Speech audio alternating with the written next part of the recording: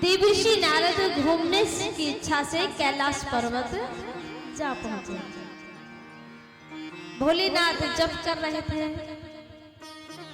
पार्वती मैया ने कहा, लाला घने दिनों में आया, कहाँ रहते हो आजकल? कहा, मैया अब आना जाना बंद कर रखा है। ये देवर्षि नारद कौन है? मीडिया वाले। हाँ, क्योंकि जहां लड़ाई ना होती हो तो देवर्षि चले जाए तो वहां लड़ाई होनी तय है। क्योंकि मीडिया वाले देवर्षि नारद शिवलोक की खबर विष्णुलोक, विष्णुलोक की खबर ब्रह्मलोक, 3 जगह घूमते रहते हैं।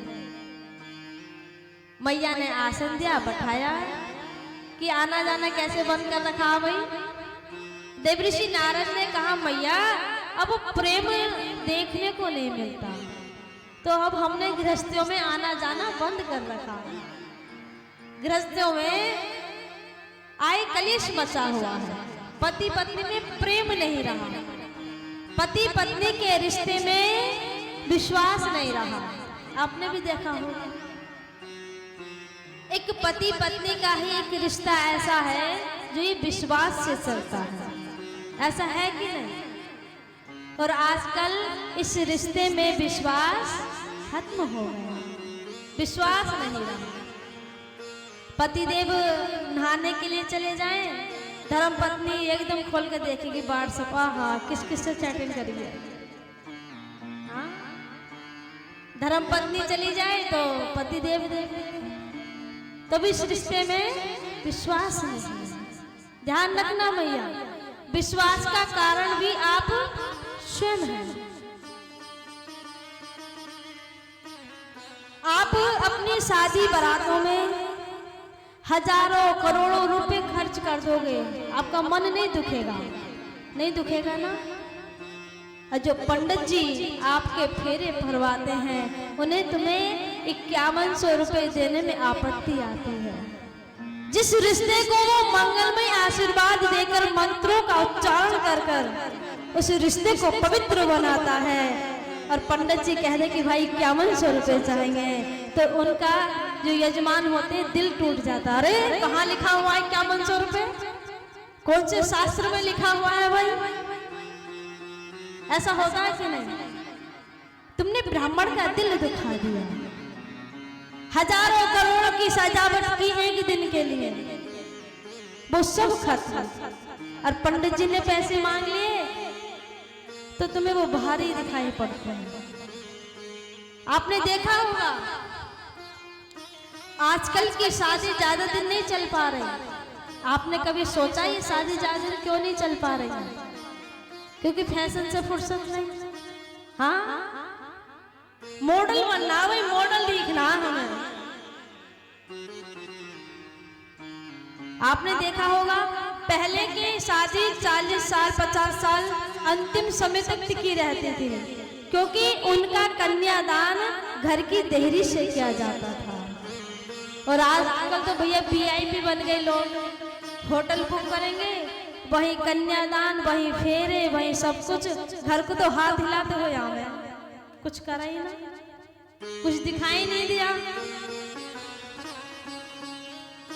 बेटी का कन्यादान हमेशा घर की देहरी से होना चाहिए।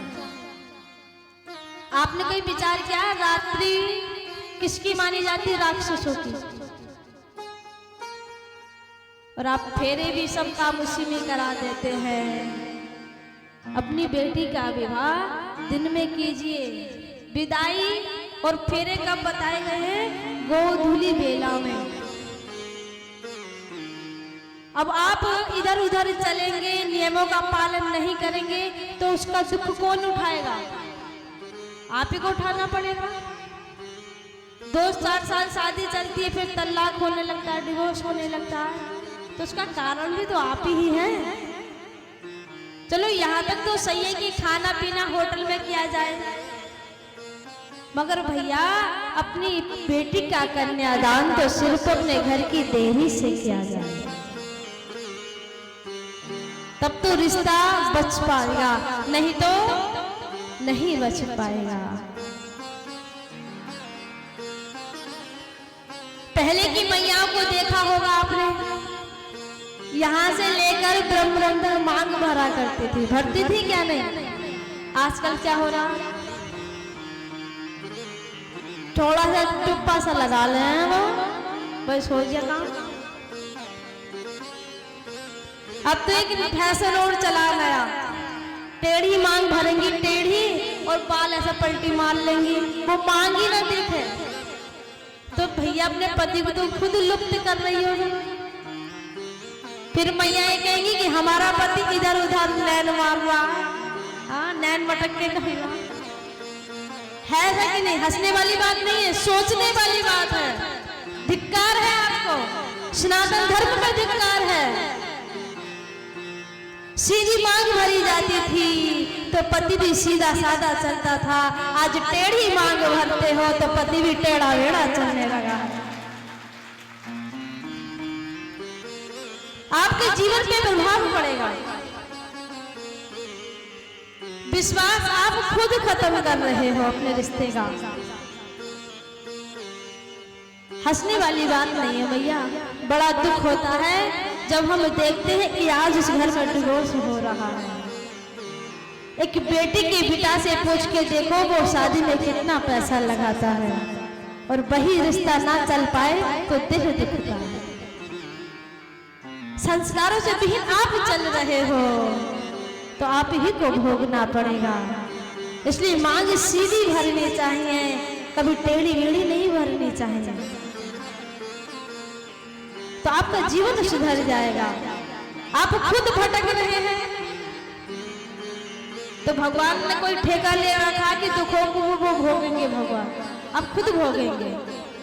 भगवान को तो वैसे ही दोष देते हैं कि भगवान ने ना जाने हमारी किस्मत किस पेंसिल से लिखी है, बोलते ना कुछ लोग। भैया किस्मत लिखना ना लिखना आपके हाथ में, ये हाथ की रेखाएं प्रतिदिन बदलती हैं। आप ज्यादा पुण्य करोगे तो रेखा अच्छी हो जाएंगी, अब गलत कार्य करोगे तो बिगड़ जाएंगे। आपने हजारों पुण्य किए और गर्म पानी काली चींटियों पे डाल दिया तो सब लोग सारे पुण्य नष्ट हो जाए। बोलना पड़ेगा भैया। और ये संस्कार कहाँ मिलेंगे? कहाँ मिलेंगे भैया? कहाँ मिलेंगे? मुरादाबाद?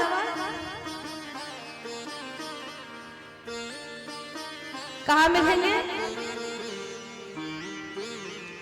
मैया कह रही है संस्कार तो भैया वृंदावन में मिल सके।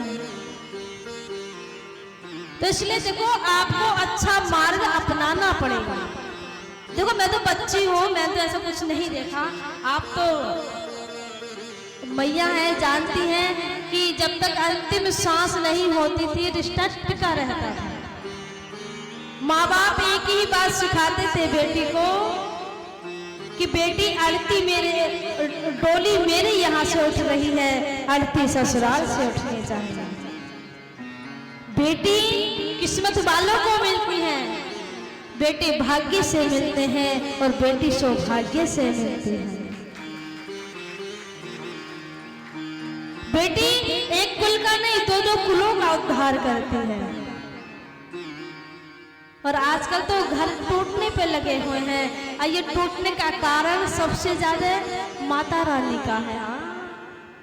अपनी माँ को हर बात बताना घर की, आज चटनी से खाइए, आज पानी से खाइए।